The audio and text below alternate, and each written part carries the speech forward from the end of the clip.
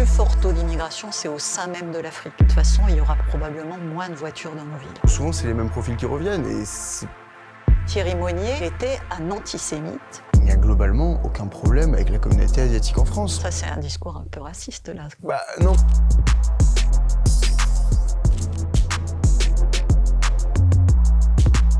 Bonjour et bienvenue à tous dans cet entretien. Aujourd'hui, j'ai le plaisir d'être avec Juliette Chenel-Leroux, qui est donc la présidente du groupe des écologistes à Nice. Bonjour. Bonjour. Première thématique, les caméras à Nice. Je sais que c'est un thème qui intéresse énormément les Niçois, qui vous intéresse aussi également. Nice est la ville de France avec le plus grand nombre de caméras par habitant, mais la ville veut en faire encore plus en en installant davantage, mais également en développant la technologie liée à ces caméras. On pense à la reconnaissance faciale et à l'intelligence artificielle. Est-ce que c'est quelque chose qui vous fait plutôt peur, ou alors qui suscite votre intérêt, vous trouvez que c'est plutôt positif? Alors pour moi, ça n'est pas positif. Ça a deux problèmes majeurs. Le premier, c'est le problème de coût, parce que c'est un coût énorme pour les finances de la ville. Près de 50 millions d'euros depuis qu'on l'a installé, entre les caméras de vidéosurveillance et le centre de supervision urbain. Le deuxième problème, c'est l'efficacité, parce que quand vous mettez beaucoup de caméras, vous ne pouvez pas analyser le contenu de toutes ces caméras. Ce qui veut dire que les caméras n'ont aucun intérêt en temps réel, elles n'ont aucun intérêt pour empêcher les délits. Elles peuvent à la rigueur servir pour mener une enquête a posteriori. Sauf que pour pouvoir mener l'enquête a posteriori, il faut qu'il y ait une réquisition et qu'on demande à la police de déverrouiller les caméras et d'autoriser la visualisation des images. Donc si on vous vole votre bicyclette, personne ne voudra déverrouiller les caméras pour ça. Donc les caméras de vidéosurveillance ne servent pas à empêcher les délits à Nice. Le deuxième aspect qui est extrêmement inquiétant, c'est l'envie du maire de Nice d'avoir la reconnaissance faciale. Parce que la reconnaissance faciale, on en voit les dérives en Chine, où, je ne sais pas moi, quel va être plus tard, quels vont être les édiles à bord de la ville de Nice, si c'est un gouvernement d'extrême droite, une ville gouvernée par des gens qui Vous avez ont des peur dans les idées, mains de qui ça pourrait voilà, être mis? qui peut être derrière et décider de piloter cette reconnaissance faciale. Si je décide de ne faire que de la reconnaissance faciale des hommes noirs habillés en sweatshirt, voilà. Est-ce que c'est ça le modèle que je vais donner au logiciel de reconnaissance faciale? Je ne sais pas. C'est tout une question de programmation et c'est extrêmement dangereux. C'est un choix politique. Donc vous avez davantage peur des mains dans qui pourrait être mis l'arme que l'arme en elle-même? Plus l'outil est dangereux, plus il faut faire attention des dérives. Et les dérives, c'est dans quelles mains vont être mis ces outils. Vous ne dites pas, bon, il y a peut-être des désavantages aux caméras, mais quand même, parfois, c'est quand même bien utile. Oui, parfois c'est utile. Parfois c'est utile. Donc c'est vraiment une question coût-bénéfice. Est-ce que pour remonter une enquête sérieuse, c'est important effectivement d'avoir ces caméras. Pour un téléphone portable, vous voyez le coût d'une caméra, le coût de personnel qu'il faut mettre derrière, du fonctionnement du centre de supervision urbain. Vous avez retrouvé votre téléphone, vous êtes content. À la mairie, ça a coûté plus d'argent que le prix du téléphone. Voilà. Au niveau de la ville et de la responsabilité d'une ville, je pense que la police de proximité est un enjeu crucial. Et aujourd'hui, ce qu'on voit, c'est que nos petits commissariats de police municipale, ils sont fermés la plupart du temps, ou bien ils changent de local, on ne sait pas où ils se trouvent, on ne sait pas où les chercher. On ne voit pas de policiers municipaux dans la rue, sauf dans leurs voitures qui font du gymkhana sur les voies du tramway. Je veux dire que si les gens ont besoin de rencontrer quelqu'un, c'est pas si simple. En fin d'année, vous vous êtes posé des questions, on va dire, sur la tenue, et en tout cas la candidature entre autres, la région des Alpes-Maritimes, le département des Alpes-Maritimes, au JO 2030 d'hiver. Et vous avez demandé à ce qu'il puisse y avoir un référendum qui se tienne sur la question. Vous demandiez un référendum, est-ce que c'est pas parce que justement vous vouliez pas que ces JO se tiennent? Oui, évidemment. Mais je ne veux pas prendre la décision toute seule. Et je pense que le maire de Nice, le président de la région PACA et de la région Rhône-Alpes devrait aussi se soucier de ce que pensent les citoyens qui vont devoir payer. Ça va coûter 1,5 milliard d'euros, et contrairement à ce que dit le maire de Nice, c'est pas le CIO qui paye, c'est les contribuables français qui vont payer, et notamment les contribuables locaux.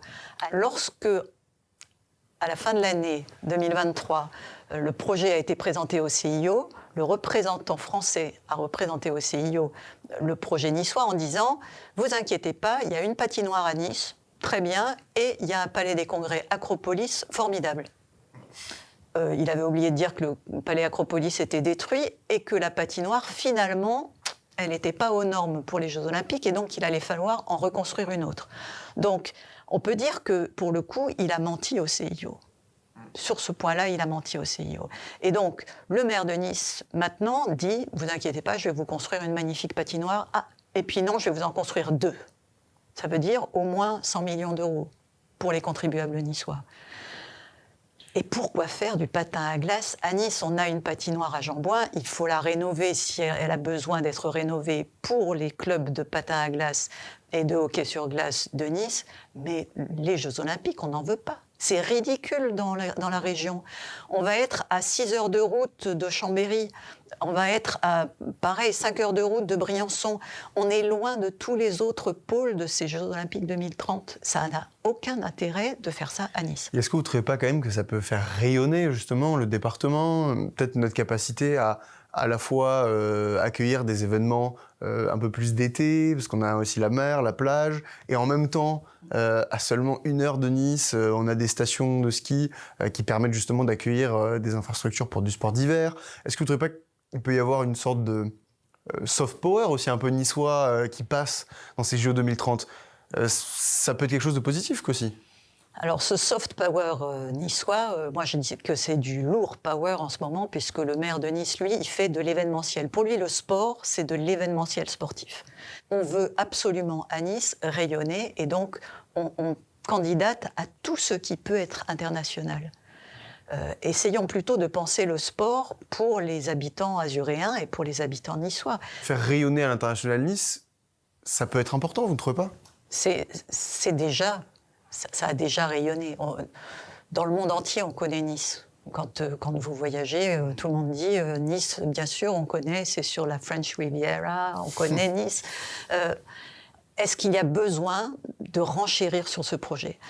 Je rappelle qu'il n'y a eu que les Alpes françaises qui sont arrivées en lice pour ces Jeux Olympiques d'hiver 2030 parce que le CIO a éliminé les 2 autres pays, la Suède et la Suisse, sous prétexte qu'ils allaient faire un référendum après pour demander l'avis à leur population. Donc il n'y a que la France qui ne va pas demander l'avis à sa population, et pour ça, qui va faire n'importe quoi. En 2030, est-ce qu'il va y avoir assez de neige? Comment va-t-on garantir la neige? Est-ce qu'on va faire comme pour les Jeux Olympiques en Chine, où on voyait les images de ces pistes de ski blanches avec la montagne marron à côté? Ou comme à Sochi, où il y a eu une destruction de la faune, de la flore et de la montagne pour construire des Jeux Olympiques. Pour 15 jours d'activité, on a détruit une nature magnifique. Pour 15 jours d'activité, on va payer 1,5 milliard d'euros. On va se payer 2 nouvelles patinoires de 12 000 places. Vous croyez qu'il va y avoir 12 000 spectateurs le reste du temps, peut-être pendant les 15 jours des Jeux Olympiques, mais après, ça va servir à rien. C'est vrai que parfois on voit des photos 10 ans après, des infrastructures qui étaient monumentales sont en ruine totale. Donc c'est vrai que ça peut poser certaines questions. Maintenant, ça profite aussi à l'économie de la région. Il y aura beaucoup de gens présents. Les commerces devraient tourner à plein régime. On va se retrouver avec de nouveaux équipements sportifs qui seraient, certes, vont être un petit peu disproportionnés, mais quand même rénovés et grands. Mais non, justement, ils ne vont pas être rénovés. Les équipements sportifs ne vont pas être rénovés, ils vont être construits en neuf. Que va devenir la patinoire Jeanboin? Est-ce qu'elle va être mise à l'abandon? Nous, ce qu'on souhaiterait, et c'est ce qui a été demandé pour les Jeux Olympiques de Paris 2024, c'était d'utiliser ce qui existe et de ne pas reconstruire des nouvelles choses qui ne vont pas servir à l'avenir. Une grande patinoire de 12 000 places, ou même une grande patinoire de 6 000 places, ça ne va pas servir aux Niçois. Les Niçois, ils ont besoin que leur patinoire Jeanboin soit rénovée, soit en bon état et soit dans un bâtiment qui consomme un peu moins d'énergie que ce qu'elle fait aujourd'hui. Les Jeux Olympiques d'hiver, il faut peut-être se poser la question maintenant, est-ce qu'on a besoin d'organiser des jeux internationaux sur un sport qui attire du monde entier, mais qui a besoin d'un climat, et le climat est en train de changer, d'un climat qui soit froid et qui soit enneigé. Pour vous, ça pose aussi des questions justement climatiques, ça les met en avant? Ça met en avant ces questions climatiques. Va-t-il y avoir assez de neige sans avoir besoin de pomper l'eau de nos nappes phréatiques pour alimenter les canons à neige, pour avoir de la neige artificielle? On se pose quand même beaucoup de questions. Et pour les Niçois, ces 2 patinoires à peut-être 50-100 millions d'euros, je pense que l'argent serait mieux utilisé ailleurs.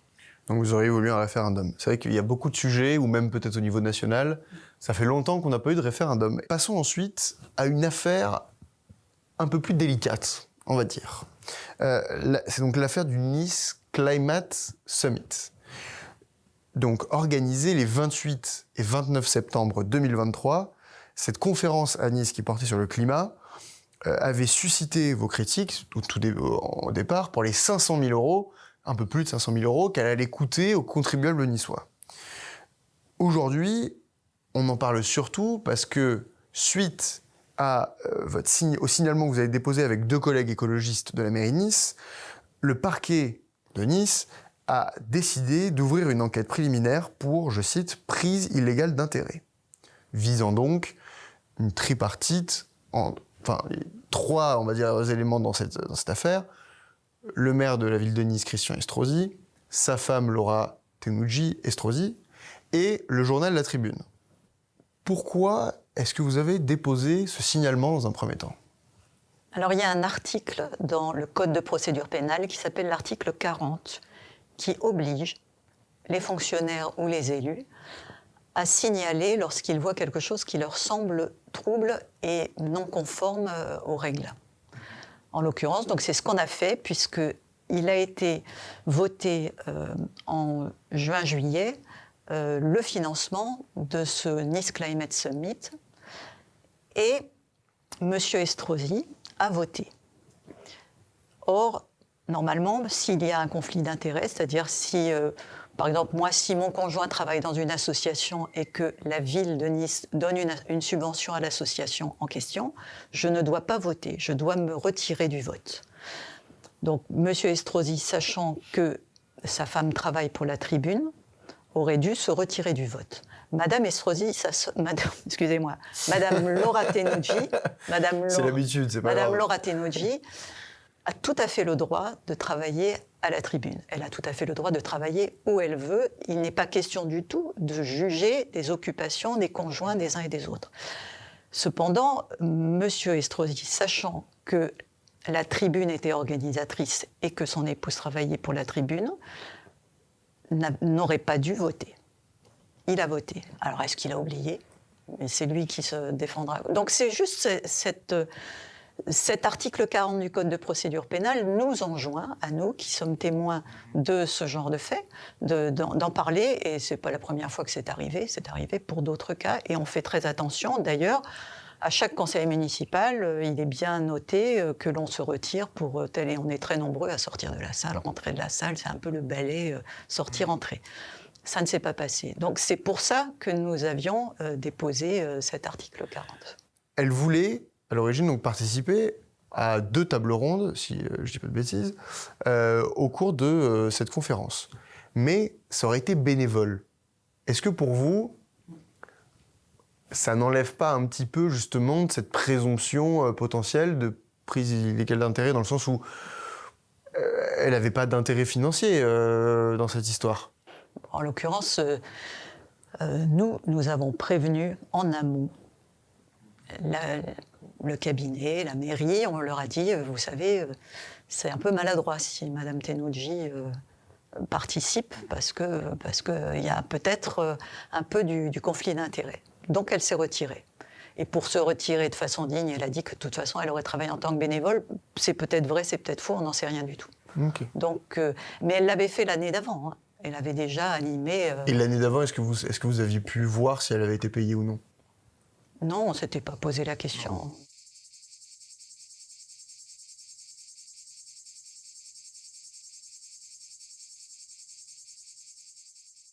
On va sûrement vous réconcilier avec Christian Estrosi sur un sujet, moi j'en suis certain. Dites-moi. C'est les pistes cyclables. Oui.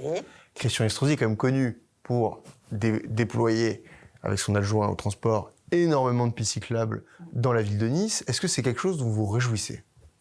Alors, on est effectivement très heureux de voir que la nouvelle équipe municipale de cette mandature, M. Chemla et M.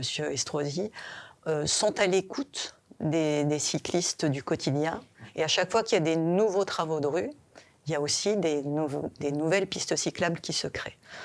C'est jamais suffisamment vite, c'est jamais suffisamment, c'est jamais suffisamment rapide pour les cyclistes qui aimeraient et qui le veulent, et c'est tout à fait légitime, pouvoir se déplacer sans risque du nord au sud et d'est en ouest. Des fois, ces pistes cyclables suscitent la polémique à Nice, notamment, je pense, à celle sur le quai des États-Unis, qui était installée un petit peu en douce pendant le confinement.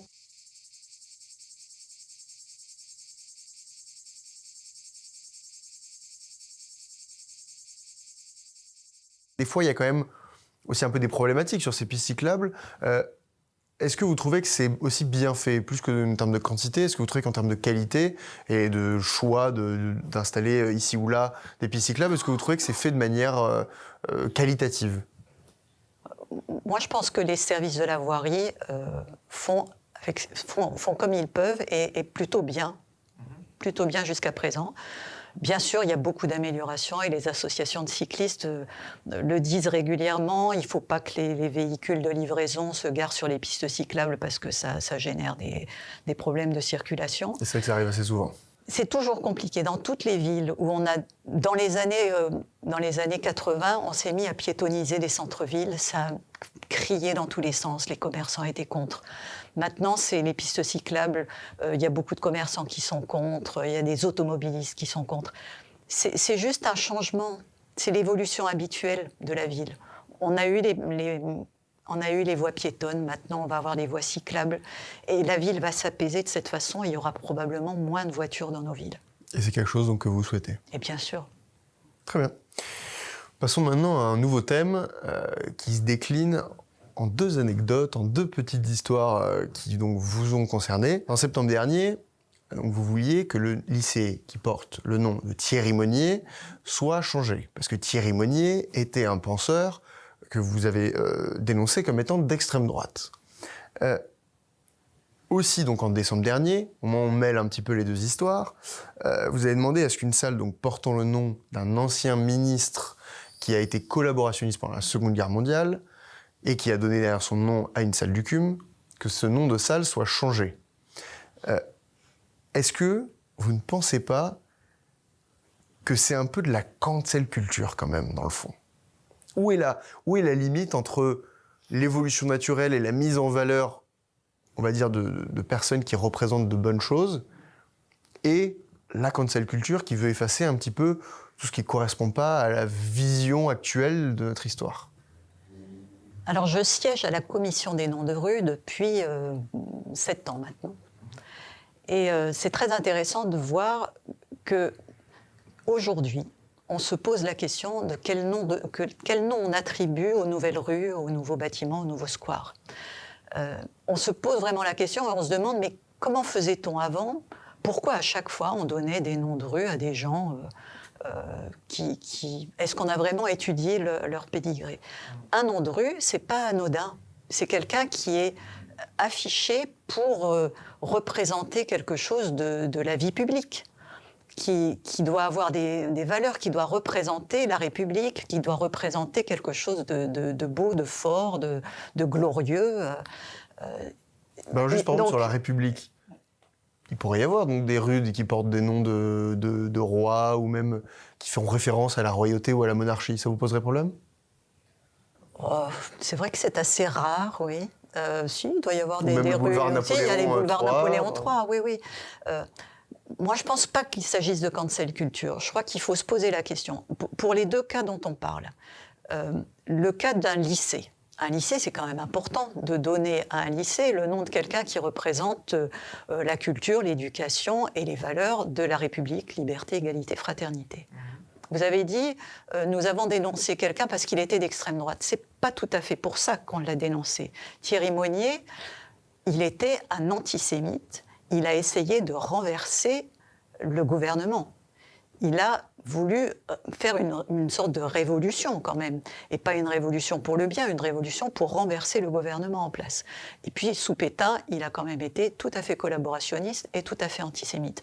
Vous pensez qu'on peut laisser des gamins étudier de la seconde à la terminale sous le nom d'un antisémite? Non, maintenant on ne peut plus se le permettre. Et on n'aurait même pas dû se le permettre il y a 40 ans quand ce lycée a été construit. Pour ce qui concerne Anatole de Monzie, qui est la salle du Cube, Anatole de Monzie, c'était pas non plus quelqu'un de très très respectable. Il a été effectivement dans l'entre-deux-guerres, il a été ministre de l'Éducation, de l'Instruction et de la Culture. C'était son ministère global, et c'est pour cette raison-là qu'il a inauguré le CUM et qu'il a eu droit à son nom. Mais il a un parcours républicain qui n'est pas du tout glorieux, quoi. Donc, on peut se poser la question. Après, on ne va pas se poser la question de changer tous les noms de rues. Voilà, bon, à quel moment on s'arrête? C'est vrai. Par exemple, sur Il y a l'aspect Napoléon, pratique. Il y a Charles l'aspect de Gaulle. pratique. Il y a l'aspect pratique. Si vous avez, je ne sais pas moi, une centaine de commerces dans une rue, si vous changez le nom de la rue, ça devient compliqué parce qu'il va falloir qu'ils changent leur code SIRET, qu'ils changent leur papier, leur carnet d'adresse, tout ça. C'est un peu compliqué. Mais on ne va pas remonter si loin que ça. Soyons vraiment sur notre XXe siècle, qui a été un XXe siècle très douloureux pour le peuple de France. L'histoire antisémite de la période de la guerre pèse lourd dans notre histoire. L'histoire des fascismes dans l'Europe pèse lourd dans l'Europe. Donc il faut vraiment, sur cet aspect-là, être vigilant et s'assurer qu'on n'honore pas, qu'on ne continue pas d'honorer des gens critiquables. Et par exemple, donc bon là on retourne au 19e siècle, mais avec Napoléon, qui donc avait, comme vous le savez très bien, rétabli l'esclavage. On a le boulevard, on a des boulevards qui portent le nom de Napoléon Ier. On a également un boulevard qui porte le nom de Napoléon III, qui est redevenu empereur. On a aussi Colbert devant l'Assemblée nationale. C'est à quel moment on s'arrête? Par exemple, la statue de Colbert qui a écrit le Code noir, est-ce qu'on devrait l'enlever de l'Assemblée nationale? C'est une question que se posent des gens. Moi, je ne suis pas tout à fait d'accord pour qu'on change une histoire vraiment passée au regard de notre analyse d'aujourd'hui. C'est le passé. Il faut en être conscient qu'on a eu un passé où Napoléon a été le grand fondateur de tout notre code civil. Il a aussi été le grand organisateurs de guerres qui ont fait des centaines de milliers de morts, certes. Pour autant, je ne pense pas qu'il faille débaptiser toutes les rues Napoléon. L'histoire de France, ça coule dans un sens et il faut en être conscient et il faut l'enseigner. Il faut continuer d'enseigner l'histoire avec ses bons et ses mauvais côtés. Et puis, tous les rois de France ont coupé des têtes. On ne va pas supprimer toute notre histoire et l'évacuer comme ça. On ne va pas raser la basilique Saint-Denis. Voilà, on va pas, bien sûr que non. Non. Je pense qu'il faut vraiment se poser la question sur des sujets qui sont encore chauds et qui risquent justement de refroidir et d'être revus. Et comme ça peut être revu dans certaines cours d'école. Quand j'ai interrogé des élèves devant le lycée Thierry Monnier, certains m'ont dit « Oh, vous savez, l'extrême droite, c'est un parti comme les autres. C'est en train de devenir un parti comme les autres. Or, il y a des idées d'extrême droite qui ont fait des millions de morts. » Quand vous pensez à l'extrême droite, vous pensez à des partis politiques précis en France que vous considérez comme étant d'extrême droite? Moi, je vois en Italie des centaines de personnes qui tendent le bras fascistes dans les rues de Rome. Je vois en Allemagne des milliers de militants de néo-nazis qui défilent dans les rues. Je me dis que cette extrême droite-là, on ne souhaite pas la voir revenir. Mais en France, on n'a pas vu ce genre de phénomène, à ma connaissance en tout cas. Ça n'est pas l'image que donnent les têtes politiques de l'extrême droite, mais dans leurs militants, il y en a encore qui prônent ce genre de politique, oui. Donc, moi, je pense qu'il faut rester vigilant, et la vigilance, c'est d'apprendre l'histoire et de connaître notre histoire. Et connaître notre histoire, c'est savoir qu'il y a eu une France antisémite, il y a eu un gouvernement Pétain, et que ça, on ne veut plus le revoir en France. Le dimanche 21 janvier, vous êtes mobilisés, comme d'autres Niçois, contre la loi anti-immigration, qui était donc la loi donc de Gérald Darmanin. Tout simplement, qu'est-ce que vous reprochez à cette loi et pourquoi vous êtes mobilisés contre cette loi? C'est une loi, je rappelle qu'il y a eu une trentaine de textes sur l'immigration depuis 15 ans. C'est-à-dire qu'on a l'impression qu'il n'y en a jamais assez. Or, on n'applique déjà pas les textes qui ont été votés dans les précédentes lois. Donc, faire une loi de plus, déjà, c'est inutile. Ensuite, cette loi, elle est rédigée de telle façon qu'elle va plonger dans la misère des centaines de milliers de personnes en France, en retirant le droit de travailler à certaines personnes qui rendant des services à l'économie actuelle. Le côté pratique, le côté extrêmement cynique, pratique, c'est qu'il y a beaucoup de métiers qui ne tiennent que grâce aux personnels qui sont issus de l'immigration, voire même des personnels qui ne sont même pas titularisés, même pas régularisés en France. Est-ce qu'on ne pourrait pas, une fois de temps en temps, se poser les bonnes questions et se dire, voyons, dans les cuisines de tel restaurant, dans le personnel de tel EHPAD, qui est-ce qui travaille à s'occuper de faire le service, de faire la cuisine ou de faire la plonge, ou qui s'occupe de ma grand-mère dans cet EHPAD?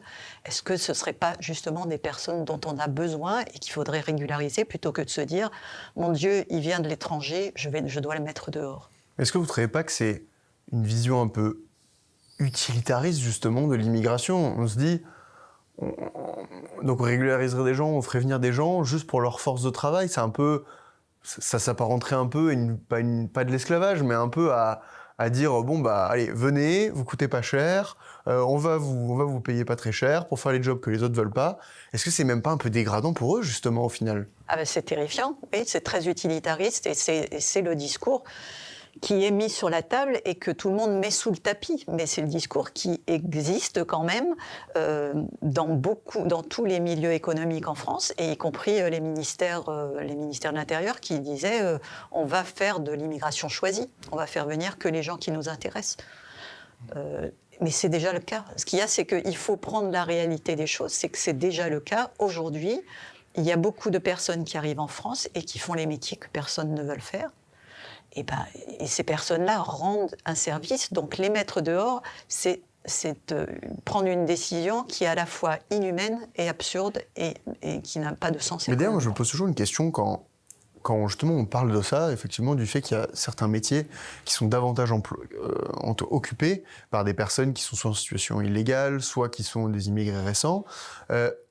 Dans les campagnes où il y a peu d'immigration, comment ils font, les gens ?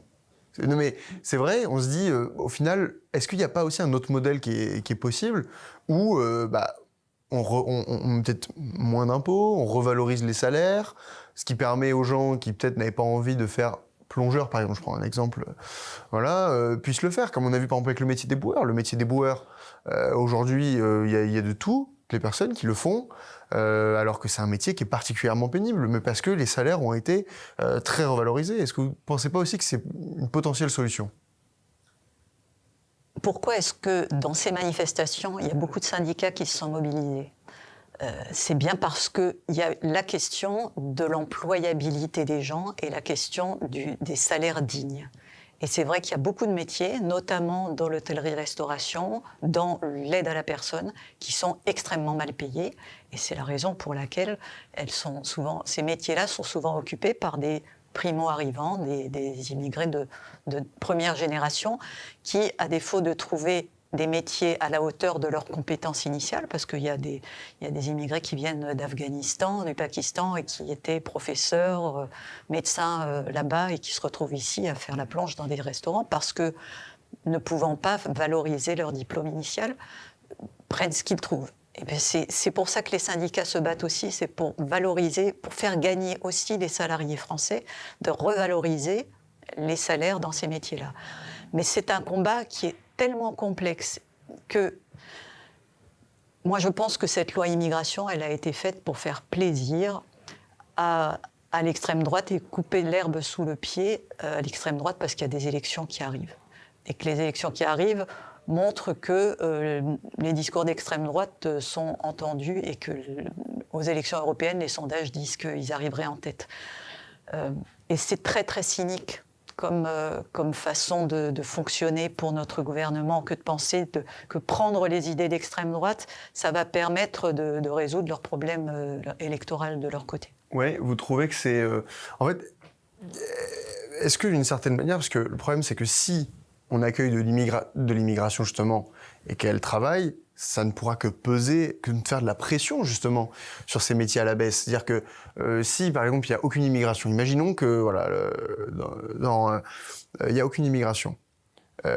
Ces métiers-là, vu que personne vous les occuperait, bah, le salaire me montrait mécaniquement parce qu'il serait bien obligé de trouver des gens. Alors que c'est vrai que parfois l'immigration pourrait avoir l'effet inverse en laissant dans la précarité ces métiers-là, dans le sens où si le patron, je sais pas, trouve toujours un plongeur à 10 € de l'heure, bah pourquoi il augmenterait à 15 € de l'heure pour trouver des gens, vu qu'il en trouve déjà à 10?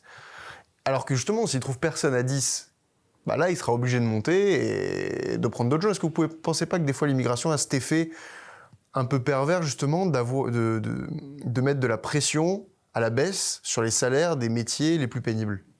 Au niveau macroéconomique, vous n'avez pas tort, mais là on parle d'humain, et ce qu'il faut savoir, c'est que l'immigration, elle est liée au mouvement de population. Il faut quand même rappeler que le plus fort taux d'immigration, c'est au sein même de l'Afrique. Les immigrés africains, ceux qui viennent sur notre territoire européen, ils sont vraiment une minorité. La majorité de l'immigration en Afrique se situe au sein des pays africains. Donc nous, on a une toute petite frange qui arrive chez nous. Parce que la mobilité humaine, c'est quelque chose de naturel. Les Européens sont allés immigrer aux États-Unis pendant les grandes famines de l'Irlande, de la France, de l'Italie. On ne peut pas arrêter ce mouvement qui est naturel. Ce qui est important, c'est l'accueil que l'on fait et la façon dont on intègre l'immigration de telle façon que ces personnes puissent se mélanger à la population et vivre et enrichir notre vie en France. Sachant que justement, on a une baisse de la natalité, ça tombe plutôt bien, non, d'accueillir de l'immigration. Il faut aussi comprendre qu'avec les crises climatiques et le dérèglement climatique, ça ne va pas s'arrêter. Ça ne peut pas s'arrêter puisqu'il va y avoir des pays qui vont devenir invivables. Il y a des îles qui vont se retrouver sous l'eau, il y a des pays qui vont devenir des déserts. Il va bien falloir que chacun puisse prendre sa part. Comme disait Michel Rocard, on ne prend pas toute la misère du monde, et ça, on en est loin. Pour l'instant, on ne prend pas toute la misère du monde, hein, mais il faut qu'on prenne notre part. Très bien. Maintenant, je vais vous montrer un extrait donc, de BFM Côte d'Azur qui a été pris donc, pendant cette manifestation. Vous étiez présent donc, ce dimanche. Je vais vous montrer donc, c'est un monsieur qui donne son avis donc, sur la loi de Gérald Darmanin. C'est une loi raciste en fait, qui essaie de faire une séparation entre les gens. Or en fait on est tous pareils. Et on aimerait finalement être accueillis de la même manière chez les autres que bien quoi, voilà. Et donc du coup c'est normal d'accueillir tout le monde bien. Est-ce que quand ce monsieur dit que cette loi est raciste, vous êtes d'accord avec lui? Oui, tout à fait. C'est une loi raciste puisque c'est une loi qui va décider que certaines personnes auront le droit de travailler, certaines non. Certaines personnes pourront accéder à l'urgence médicale, d'autres non. Certaines personnes devront empêcher leurs enfants d'aller à l'école, d'autres et d'autres non. Donc c'est effectivement une loi raciste. Mais qu'est-ce qui est basé sur la race dans cette loi? S'il y avait plutôt une discrimination, entre guillemets, qui était faite, ce serait sur la nationalité. Mais c'est le principe d'un pays que de discriminer ceux qui sont de la nationalité ou qui ne sont pas de la nationalité. Est-ce que vous pensez que c'est raciste, donc, de faire une différence entre les Français et les étrangers? C'est le principe, oui. C'est le principe même du racisme, puisque en fait la majorité des immigrés qui sont visés dans cette loi, ce sont des gens qui viennent de pays de l'hémisphère sud ou du Moyen-Orient. Donc c'est des pays qui sont visibilisés comme étant d'une race différente de la nôtre. Donc oui, c'est une raciste. Mais par exemple, quand les Ukrainiens, un Ukrainien qui, pendant la guerre, vient à Nice, par exemple, il n'aura pas le droit de vote à Nice. Donc on le discrimine par rapport à un Français qui a le droit de vote. Là, c'est plus du racisme, du coup. Enfin, vous voyez ce que je veux dire? C'est intéressant la question justement ukrainienne, parce que justement on a su pour les Ukrainiens, parce que c'était aussi des gens qui venaient d'un pays en guerre, on a su faire un effort collectif sur toute la France, et chaque ville de France a pris sa part pour aider, accueillir au mieux les Ukrainiennes, en général c'était des femmes ukrainiennes et leurs enfants, et faire en sorte qu'ils puissent se reconstruire pendant ce temps qui est la période de la guerre dans le pays, et qui est une période qui dure. Et on voit bien qu'il y a beaucoup maintenant d'Ukrainiennes et d'Ukrainiens qui travaillent dans les commerces à Nice, et d'enfants ukrainiens qui maintenant parlent français, qui vont à l'école. Donc on a su le faire. Et est-ce que c'est parce que c'était des Européens, des gens qu'on sentait plus proches de nous, qui ont été bien accueillis, ou est-ce que c'est parce qu'il y a eu un effort national et un message national du gouvernement qui a dit « voilà des personnes en grande difficulté, accueillons-les ». Comme on a fait avec les boat people aussi dans les années 70, on a dit « voilà des personnes qui viennent d'Asie, on va les accueillir ». À partir du moment où le gouvernement donne un message comme ça, qui a un accueil à faire et qu'il se répartit sur tout le territoire, dans ce cas-là, ça se passe bien. Alors que là, le message est inverse. Il dit « oh là là, il y a trop d'immigrés de pays qu'on ne connaît pas bien, ça risque de nous submerger, donc on va leur bloquer des aides ». Et là, le message est terrible, parce que le message, il dit aux Français dans l'ensemble général, ouais, ceux-là, c'est pas comme les Ukrainiens. Ceux-là, il faut s'en méfier, et donc on va pas les accueillir de la même façon. Mais est-ce que vous ne voyez pas, c'est vrai que souvent, c'est ce qui est relevé justement pour critiquer l'immigration, deux grandes différences entre justement l'immigration ukrainienne et l'immigration à laquelle on est plus habitué depuis quelques années, qui est l'immigration africaine, maghrébine et des pays du Moyen-Orient, Afghanistan, etc. À la fois, est-ce que on voit beaucoup de délits, de problèmes dans la société avec les Ukrainiens, et aussi par rapport justement à cette proximité? C'est naturellement toujours un peu plus facile d'accueillir son voisin qu'une personne un peu plus loin, peut-être. Vous ne pensez pas? C'est pour ça que je vous disais que la majorité de l'immigration africaine se passe au sein même du continent africain. Donc il est toujours difficile d'accueillir quelqu'un qui est différent de soi, mais c'est la façon dont on l'accueille qui fait la différence. Si on laisse des gamins, par exemple, je pense aux mineurs isolés, qui ont tellement de difficultés à entrer sur le territoire français et qui sont bloqués à la frontière ou bloqués en Libye dans des conditions terrifiantes. Si on laisse des gamins comme ça végéter des mois sans éducation, sans accueil, sans amour, hein, disons-le, vous prenez le risque de créer et de la rancœur et des gamins qui sont moins éduqués et donc qui vont avoir plus de mal à s'intégrer. Lorsque l'éducation et l'intégration est bien faite, comme ça c'est fait avec les boat people. Les boat people, il y a eu un tel accueil en France et pourtant ils étaient très nombreux qui à être venus en France. Hein. Ils ont été intégrés dans les écoles et c'est des enfants qui sont devenus des adultes qui sont maintenant diplômés et complètement intégrés dans notre ville. Il n'y a globalement aucun problème avec la communauté asiatique en France. On ne peut pas forcément... Ça, c'est un discours un peu raciste, là. Et c'est pas forcément des Ukrainiens. Donc, est-ce que vous ne trouvez pas qu'aussi, du coup, les Français, parfois, peuvent avoir un peu un réflexe qui peut être mauvais, mais de dire, globalement, quand je vois beaucoup de fois d'affilée le même profil se représenter, j'ai plus peur de ces gens-là, alors que les Ukrainiens, j'ai pas de problème, donc j'ai moins de difficultés à les accueillir. Est-ce que vous ne trouvez pas que parfois ce réflexe un peu primitif, même peut-être, n'est pas un peu naturel? Alors un réflexe de population qui qui se base sur l'émotion et sur des messages, et c'est amplifié par les réseaux sociaux, hein, ça c'est quand même assez terrible, c'est vraiment le rôle du gouvernement de faire en sorte que ce genre de message puisse être contredit par des faits réels. Regardez plutôt toutes les interviews que l'on a vues pendant le confinement et la crise Covid. Tous les médecins qui étaient interviewés à la télé.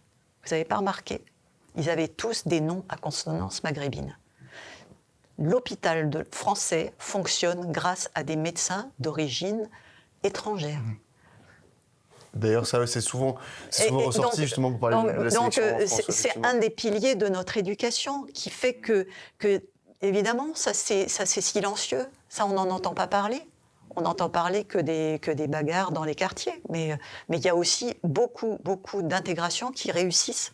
Moi, je suis ingénieur. Dans mon entreprise, il y a beaucoup d'ingénieurs dont les noms ont des origines étrangères, d'Afrique, du Maghreb, et d'Asie et du Moyen-Orient. Donc, il faut plutôt parler des bonnes nouvelles que de parler que de ce qui ne va pas.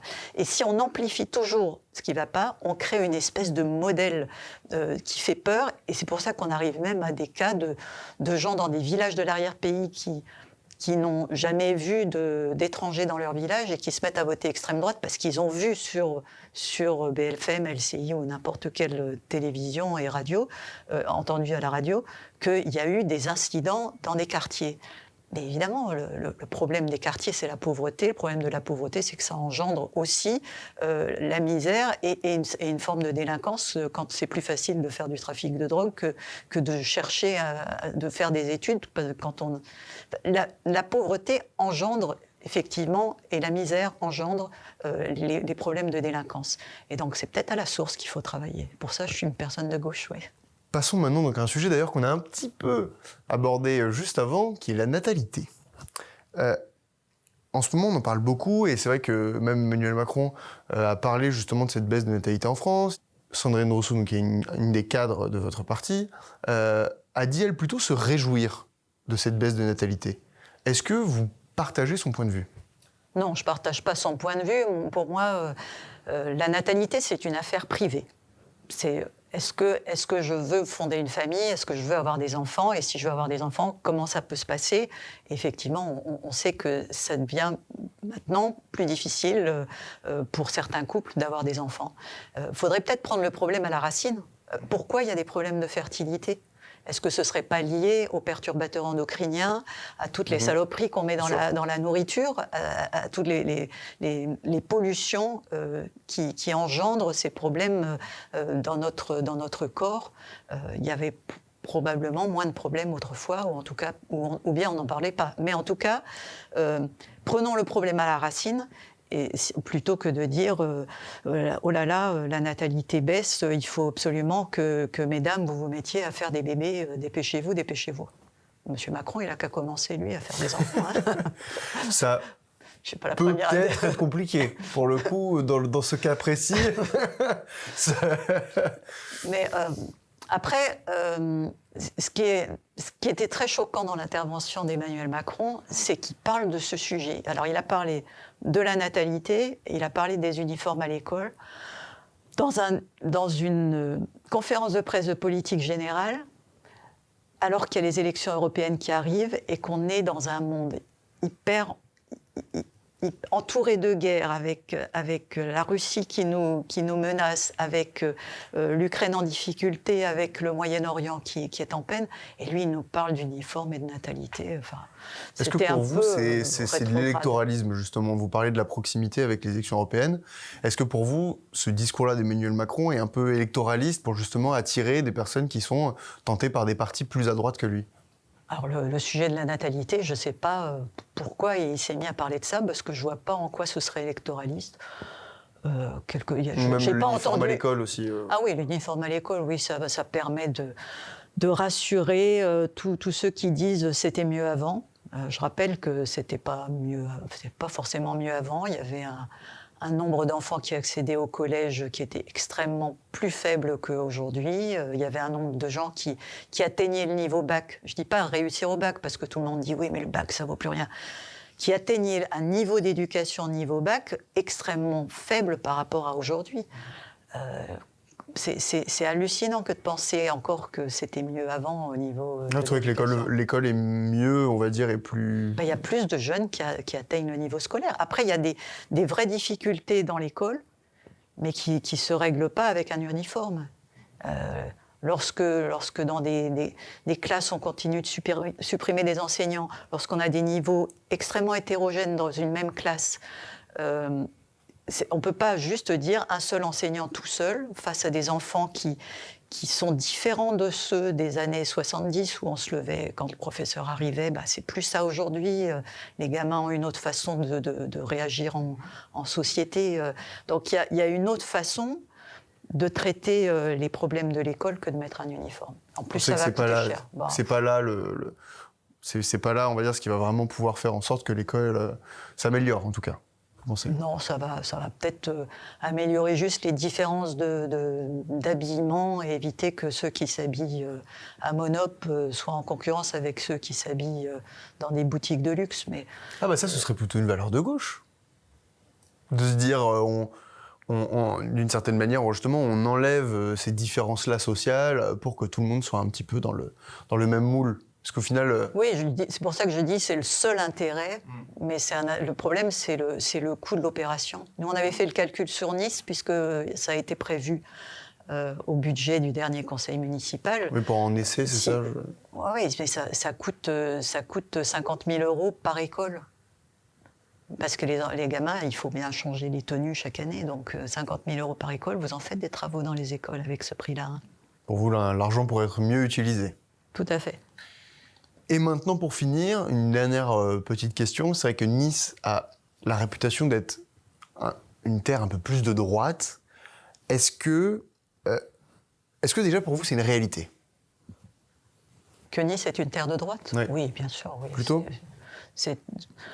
On n'a pas eu de maire de gauche depuis 1945, je crois. Ah oui, ça remonte. Oui, ça remonte. Et est-ce que, donc, dans ce contexte-là, être aujourd'hui la chef de l'opposition à la mairie de gauche n'est pas encore plus difficile que ce que ce serait ailleurs ?